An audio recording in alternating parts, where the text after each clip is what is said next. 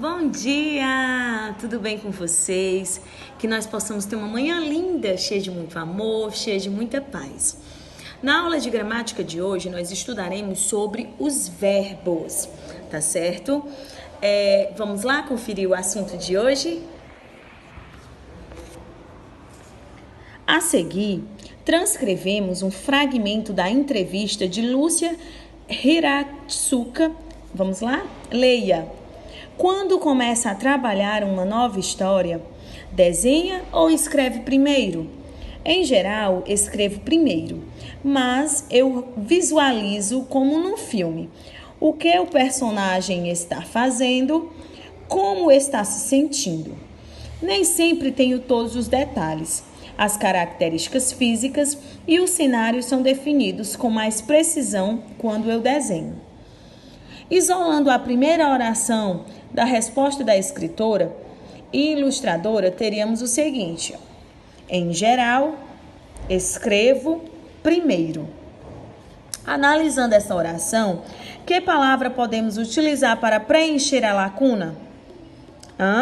Em geral, escrevo primeiro. Quem escreve? Eu escrevo. Muito bem. A única palavra que pode preencher exatamente a lacuna é o pronome pessoal eu.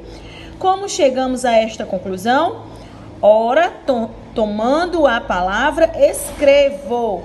Podemos perfeitamente colocar antes dela o pronome eu. Eu escrevo, que corresponde à primeira pessoa do discurso, ou seja, a pessoa que fala. Observe, eu escrevo.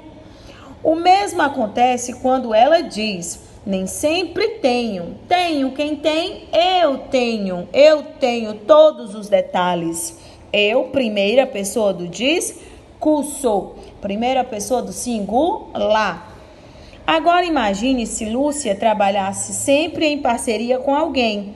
Nesse caso, ela diria, nem sempre temos, nós temos todos os detalhes. Nós, primeira pessoa do discurso do plural. Percebam que essa palavra tenho, temos, escrevo, é quem determina quem é a pessoa, ok? Observe que nos dois exemplos acima, a palavra tenho e temos são variações, ou seja, flexões da palavra ter. Ter é um verbo. Nestes exemplos, veja que os verbos variam indicando o número, se é singular ou plural, e uma das pessoas do discurso. Isso acontece porque podemos adicionar certos sufixos, ou seja, desinências, à base do verbo, ou seja, ao radical. Ou seja, são esses elementos que indicam a concordância entre o verbo e o elemento a qual ele se refere. Observe, eu tenho. Quem é eu? Ele traz uma relação de concordância, porque eu é a primeira pessoa do singular. Nós temos relação de concordância, primeira pessoa do plural. Você deve ter percebido nestas orações um detalhe importante. Além de indicar a pessoa e o número, estes sufixos apontam também o tempo, se é presente, passado ou futuro, e também o modo indicativo, subjuntivo ou imperativo. Em ambos os casos, temos um modo indicativo, pois o verbo expressa um fato certo que está acontecendo. Outro detalhe importante é que, como o verbo ter, nestes casos se relaciona com uma das pessoas do discurso. Ele é chamado de verbo pessoal. Existem verbos que não se relacionam com nenhuma das pessoas do discurso. Por isso, são chamados de verbos impessoais. Verbos pessoais se relacionam com as pessoas do discurso, primeira, segunda ou terceira pessoa.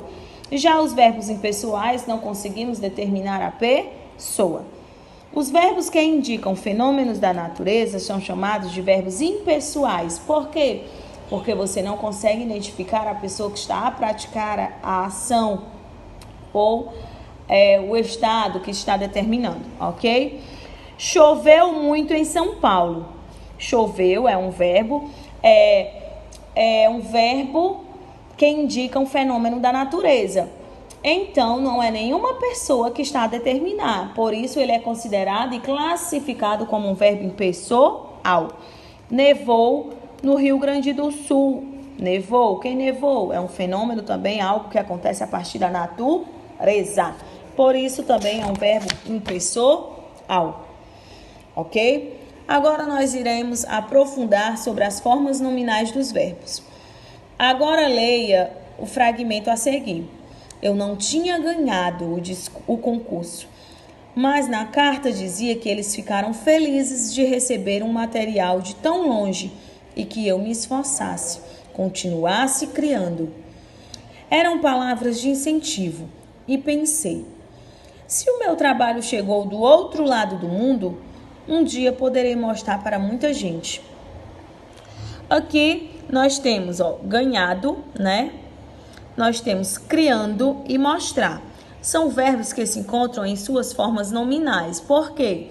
Porque nós temos ado, que é a terminação da forma nominal do particípio.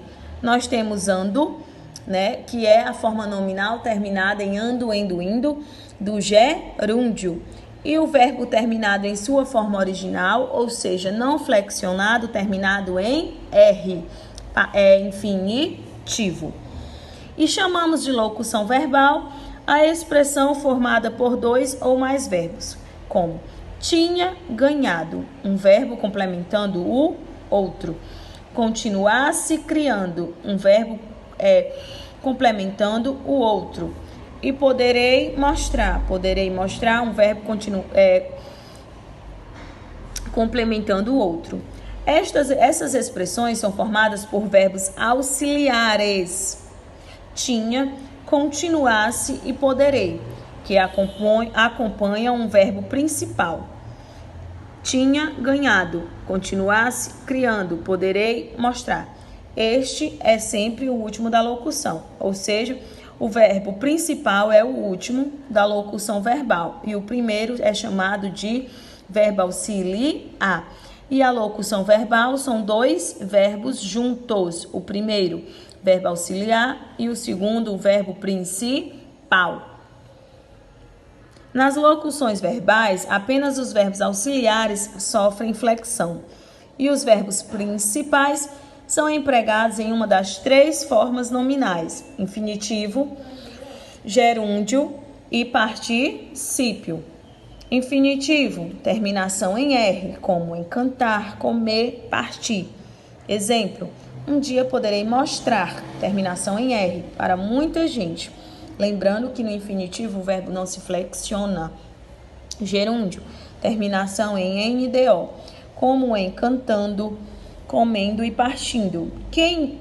Queriam que eu continuasse criando, NDO. Particípio, terminação em dó, como em cantar, dó, olha o dó, comi, dó e partir, dó, ok? Exemplo, eu não tinha ganhado, tá certo? E verbos de primeira e segunda conjugação, cantado, verbos de primeira conjugação termina em ado, tá certo? E de segunda e de terceira, idó, mi, dó, partir, dó, ok? E nós temos, por último, a conjugação dos verbos, que na língua portuguesa, os verbos se organizam em três conjugações, de acordo com a sua terminação. Primeira conjugação são verbos terminados em AR, como editar, entrevistar e argumentar. De segunda conjugação, são verbos terminados em ER e OR, como escrever, defender e pôr. Professora, mas eu pensava que a segunda conjugação era só ER. Não, é a mais comum. OR também são verbos que se inserem em segunda conjugação. Só que nós encontramos poucos verbos terminados em OR, ok? E terceira conjugação são verbos que terminam em IR, como ouvir, interagir e permitir, ok? A partir dessa explicação, vocês irão realizar a tarefinha do livro de português na página 312 a 318. Fiquem com Deus e até a próxima. Tchau!